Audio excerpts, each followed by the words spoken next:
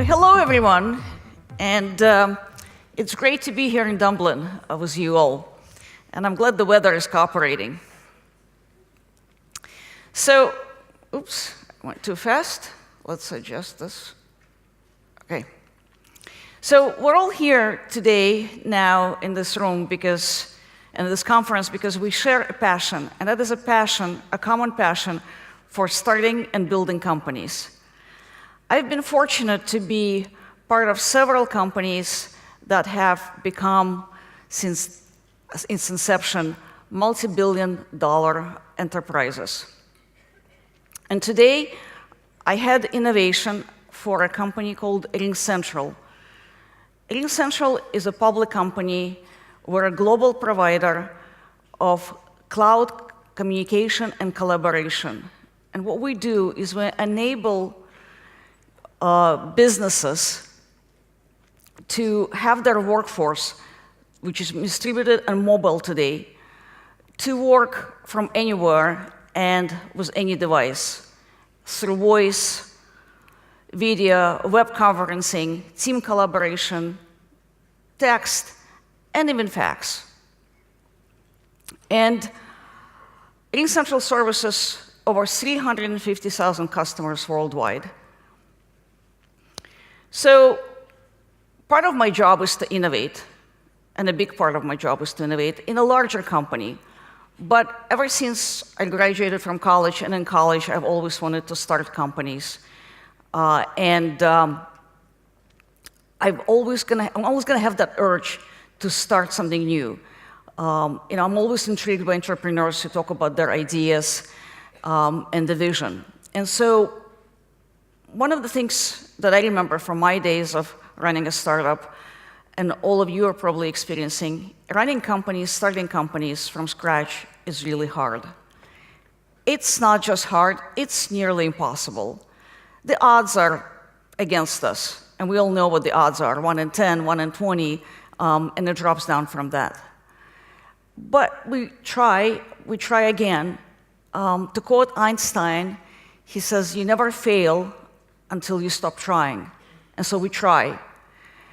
And here of Hall of Fame, I have some names that you recognize, people you respect, people will aspire to be. These are all entrepreneurs who traveled a journey from beginning to what you might call stardom. And they all have a story to tell. And that story goes from imagining something and driving it all the way to a successful outcome. Einstein also said, imagination is more important than knowledge. And I would say for startups, that is so true. So imagine yourself on this Hall of Fame. Imagine that's you. And let's go to our next step. How do I get there? I, in my experience, have had 4 ingredients that have worked for me in building a company, and I'm going to share them with you. And you may have others, but let me take you through the ones that have worked for me.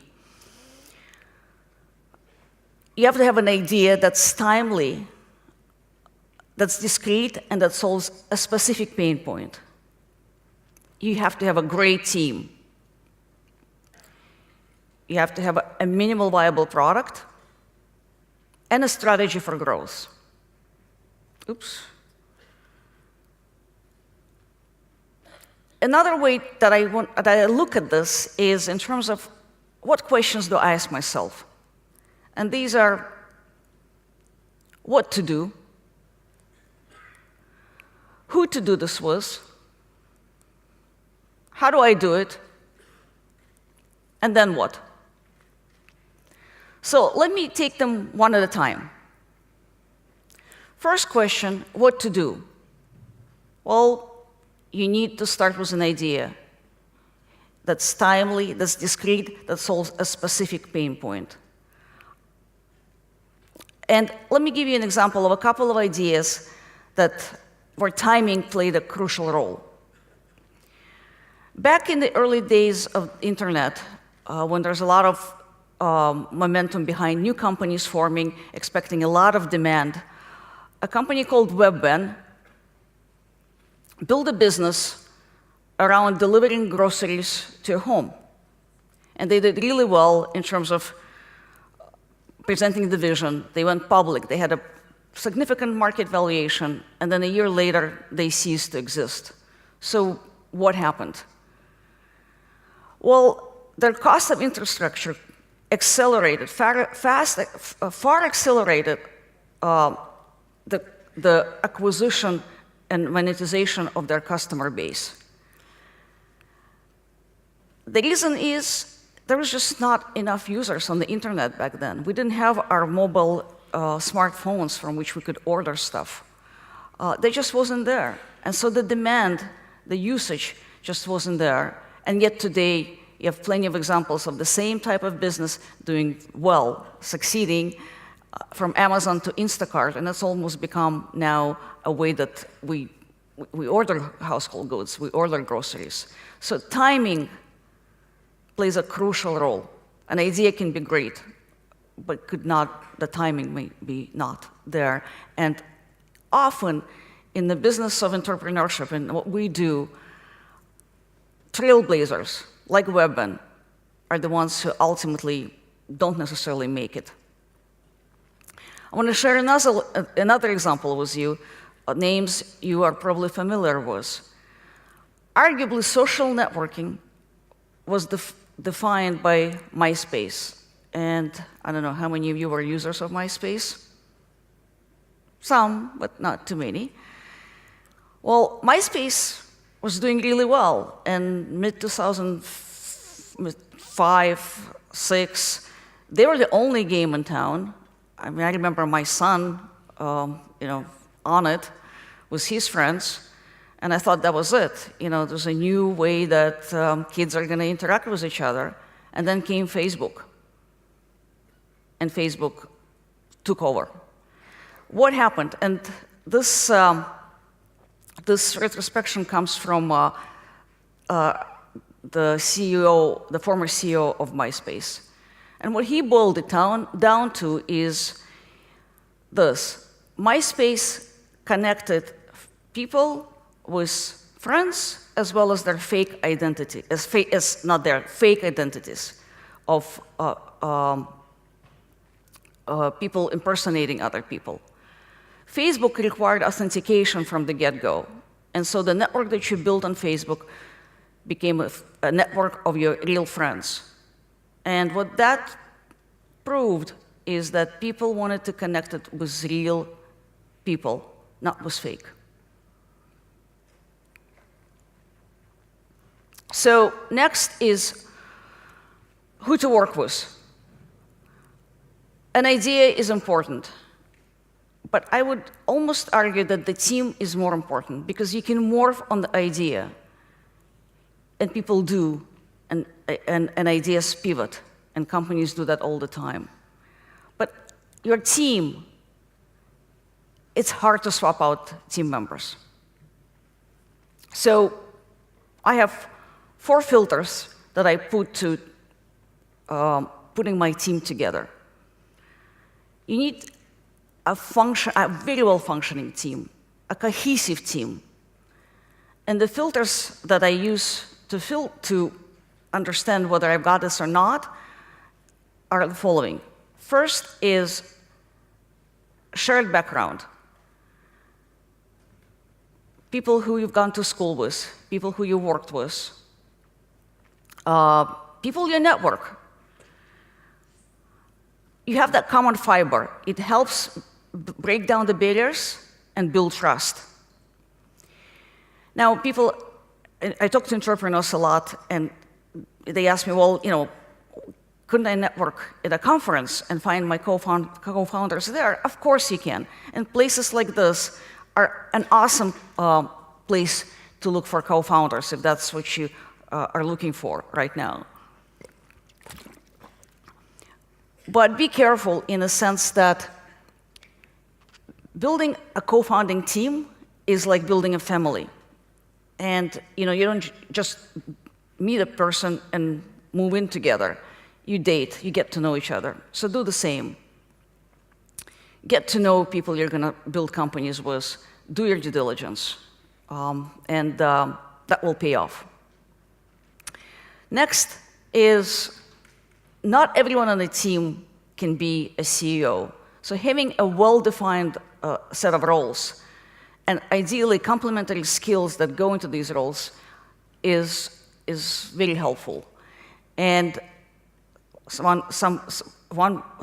CEO, there's somebody who leads technology, there's somebody who leads sales. In those roles, those individuals need to be empowered. They need to have clearly defined responsibilities and authority to execute. And then finally, communicating the vision.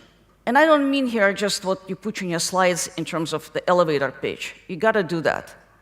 But to build a team and to have that team work well together, that vision needs to almost come from the gut. It needs to be communicated in a way that appeals to an emotional, to an emotion that binds people together, and that the founding team can then propagate that vision onto early employees and on to the company at large. So you've got your idea, you've got your team. Now, question is, how do I do it?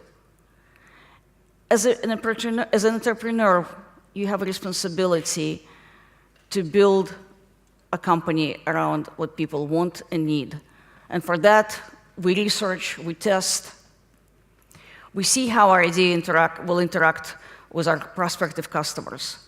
And then what we take to market, we call the minimal viable product. And we don't stop there. We continue to adjust and change and morph as we get more data points from our customers. And so you're finding for that product market fit. And I like to call it learning how to dance a product market fit tango. And the reason I call it a dance is because it is kind of like a dance. You're kind of taking steps and turns and learning how to perfect it. And at the end, how do you know you got it? Well, you measure. Whatever signals you choose to measure, impressions, downloads, users, time, per function, all those things ultimately need to lead to predictable, consistent results that will ultimately lead to revenue. And by the way, doing all of that today is easier than ever. You've got lots of channels to reach your customer, and your smartphone, which every one of you has on you, is more powerful today, millions of times more powerful, than all of the computers that ran at NASA when it launched Apollo in 1969. So you can run your company from your mobile phone. So we've covered three things. What do I do? Who do I do it with? And how do I do it? Three questions essentials, early stage of your company. By now, you've got your product market fit figured, and you're getting traction. So in terms of funding stages, that translates to Series A and B. These are the early stages of funding. And these are tricky. You have to jump through lots of hurdles. But the next stage is no less trickier. And that's the stage of growth, stage of building up your sales, building up your marketing. And usually that corresponds with Series D and C in terms of funding. You're funding and you're planning for strategic growth. This stage is about market share. Your idea is proven. You've got a company that's recognizable by now, and you're planning for strategic growth. And when you're planning for strategic growth, today you've got your secret sauce.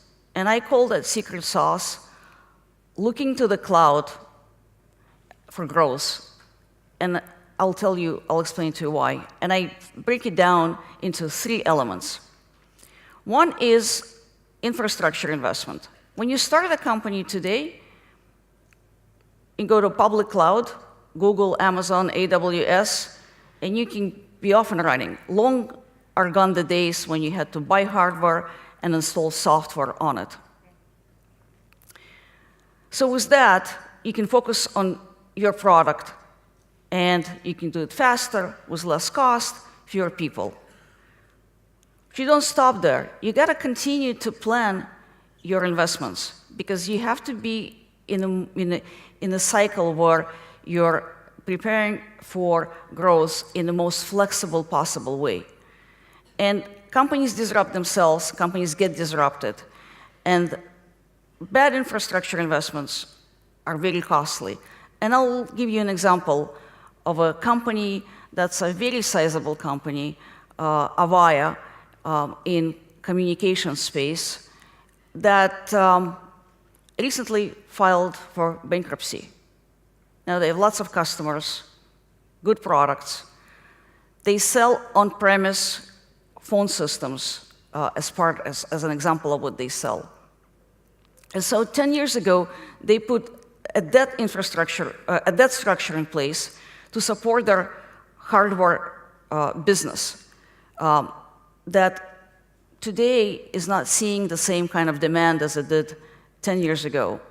So what they didn't do is they didn't see 10 years ago that the market was changing, and an investment that they made into a hard cost has become a hurdle that they now need to overcome.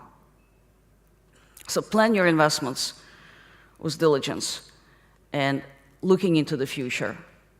And the cloud is one of the ways that this is available to you today.